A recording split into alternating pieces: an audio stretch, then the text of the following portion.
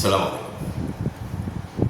1990 के आसपास मेरे स्क्रीन प्रिंटिंग यूनिट में एक छोटा नाटा सा गंजा शख्स मुसव्विरी की किताबें बेचने आया करता था। मुसव्विरी इज़ आर्ट और मुसव्विर इज़ अ पेंटर और आर्टिस्ट। वो हमेशा genius of an artist Vasu Kamat, genius of an artist Vasu Kamat का जिक्र किया करता था।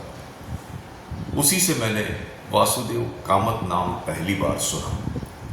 1999 में आर्ट सोसाइटी ऑफ इंडिया में मेरे डेमॉन्स्ट्रेशन के बाद कामत सर की एक पोर्ट्रेट डेमॉन्स्ट्रेशन की बारी आई और मेरी खुशनसीबी देखिए कि उन्होंने मुझे मॉडल के तौर पर चुन लिया।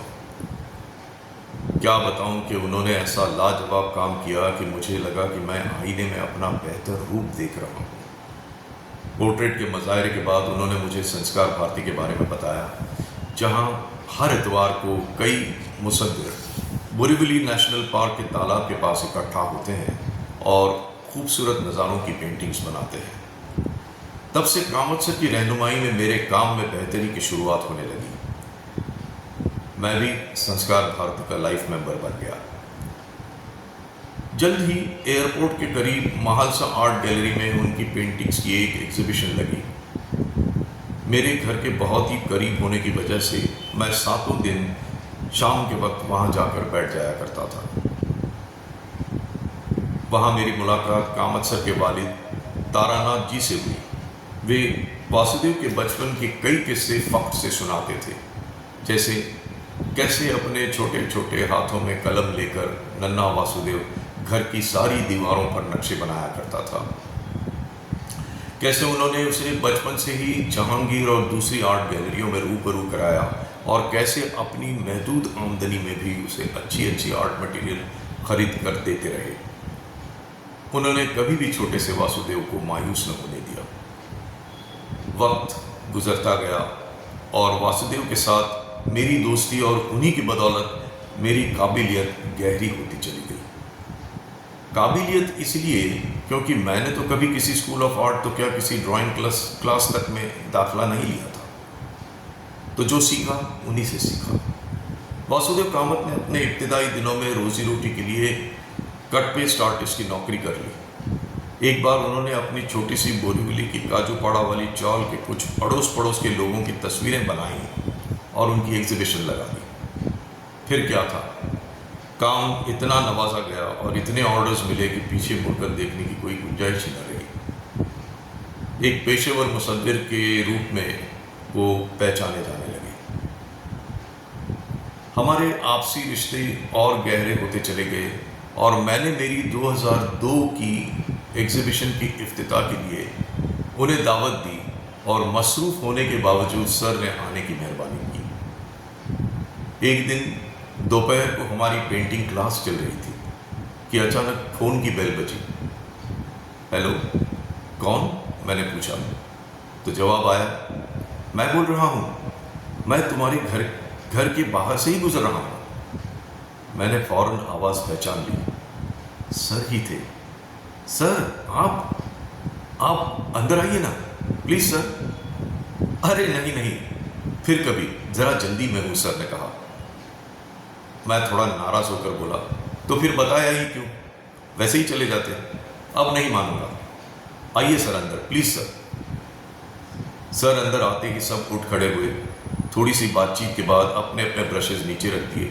सभी ने सर के एक डेमॉन्स्ट्रेशन की जिद पकड़ ली। हाँ, आज नहीं जमना, आज नहीं, नेक्स्ट टाइम प्लीज़। सर ने टालम टोल करने की पुरजोर कोशिश की पर किसी ने उनकी एक न सुनी और फिर नज़रों के सामने गोल गोल कांच के गुलदस्ते में पानी में डूबे रंग बिरंगे फूल खिलने लगे। बस 10-15 मिनट में उनके तसव्वुर से ऐसा जिंदा कमल का गुलदस्ता निकला कि हम सब शादमान हो गए। मेरे पास उनकी ऐसी कुल 8 पेंटिंग्स थी जो 2005 के जानलेवा सैलाब में मेरी अपनी तकरीबन 200-300 पेंटिंग्स के साथ साथ तबाह हो गई। हमारी पेंटिंग क्लासेस के कई पहलू थे जिनमें अच्छे आर्टिस्टों को हम दावत देकर उनके डेमॉन्स्ट्रेशंस के बाद शॉल और शरीफल देकर नवाजा करते थे, मुबारकबाद दिया करते थे। एक बार हमने कामत सर का भी बड़ा गर्मजोशी से इस्तकबाल किया और उन्होंने विले पार्ले के मशहूर पेंटर सुहास बोलकर जी की पोर्ट्रेट बनाई, जिसे देख हमारी क्लास के सभी मेंबरान दंग रह गए। ड्राइंग, स्केचिंग, लैंडस्केप और पोर्ट्रेट तो कामत सर के दाएं हाथ का खेल। दाएं हाथ का खेल वो क्या होता है? बाएं हाथ का खेल होना चाहिए। दाएं हाथ इसलिए क्योंकि सर बाएं हाथ से पेंटिंग्स बनाते हैं। तो देखा जाए तो सचमुच में सर के लिए हर चीज़ बाएं हाथ का तो ही खेल है। कई ओपीटीज़ में, मतलब आउटडोर पेंटिंग ट्रिप्स में, उनके बगल में बैठकर मैंने उनकी पेंटिंग्स बनाने की कई खूबियाँ चुराई, लेकिन काबिल ज़िक्र है उनके तसव्वुर से बनी रामायण, महाभारत, उपनिषद, भगवान कृष्ण, महाकली कालिदास, बुद्ध, छत्रपति शिवाजी महाराज, रामदास स्वामी, तानाजी मालुसरे, अफजल खान, शाइस्ते खान जैसे मौजू पर खूबसूरत पेंटिंग्स बनाना, जिनमें से बहुत सारी देखने का मुझे मौका मिला और ये मेरी अच्छी किस्मत ही तो थी। मैंने कई मुसव्विर देखे हैं जो तकनीकी तौर पर तो कामिल हैं, मगर वासुदेव कामत एक ऐसे मुसव्विर हैं जो अपनी पेंटिंग्स में फ़लसफ़ी सोच और तकनीकी महारत दोनों को उतार सकते हैं। कई सारी जगहों समेत दिल्ली के अक्षरधाम मंदिर में उनकी कुछ पेंटिंग्स देखने को मिलेगी। तो अयोध्या के राम मंदिर के बुतों को बनवाने के लिए ड्राइंग्स भी सर ही बना रहे हैं। अपने अनोखे अंदाज में उन्होंने हिंदुस्तान की असल सफाकत की पेशकश की है, जो हिंदुस्तानियत, हिंदुस्तानी कदरें, हिंदुस्तानी अफसाने और शानदार हिंदुस्तान के तारीख को बयां करती है। आप उन्हें कोई भी मीडियम दे दीजिए, oil, acrylic, water colour, soft pastel, oil pastel, charcoal या फिर एक पेंसिल का टुकड़ा ही क्यों ना हो, सर लोगों की ऐसी जानदार तस्वीरें बनाते हैं मानो वे सभी आपसे कुछ बोल पड़ेंगे या कैनवास से बाहर निकलकर आपके साथ हाथ मिलाएंगे। डॉक्टर हेडगेवार, गुरुजी गोलवलकर, दीनदयाल उपाध्याय, अटल बिहारी वाजपेयी, रामभाऊ माळगी, राम नाईक, चित्रकार माली या बाला साहब ठाकरे, मैं कुछ ही नाम ले रहा हूँ, जिनकी बेशुमार खूबसूरत तस्वीरें सर ने बनाई हैं।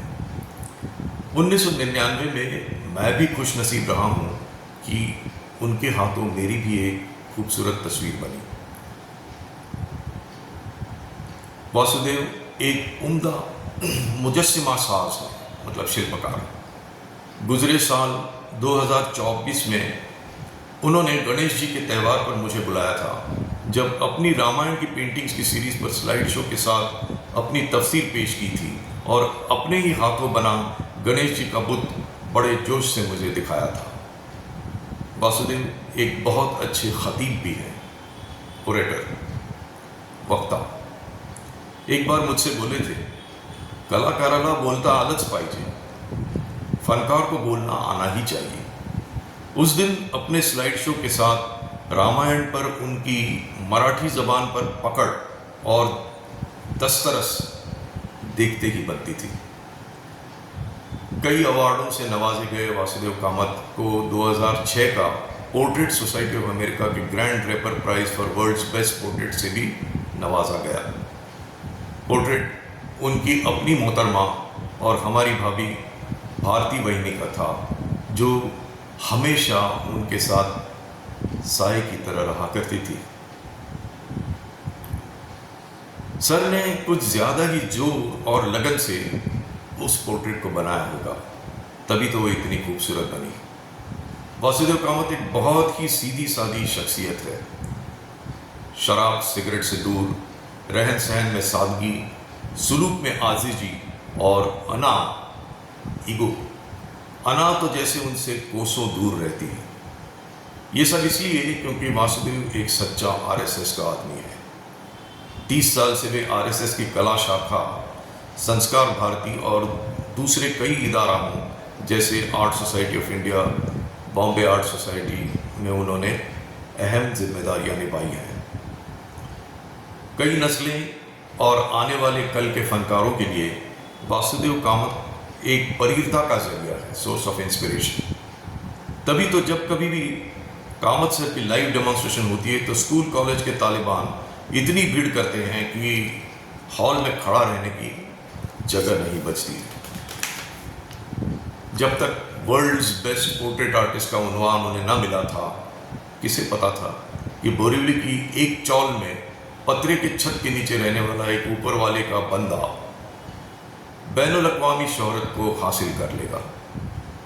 ये कौमी अवार्ड पद्मश्री से उनको नवाजा जाना तो खैर हम फनकारों की दुनिया के लिए तो बहुत ही बेहतरीन खबर है, पर मुझे लगता है कि ये काफ़ी देर में आई है। अब तक तो वो पद्म भूषण तो क्या पद्म विभूषण के हकदार माने जाने चाहिए थे। बहुत बहुत बधाई हो पद्मश्री वासुदेव कामत सर। मेरी ज़िंदगी पर आपका असर आफताब के शफक की तरह बना रहे, धनुक की तरह रंग भरता रहे, महताब की तरह सुहाना रहे और घटाओं की तरह ठंडक पहुंचाता रहे।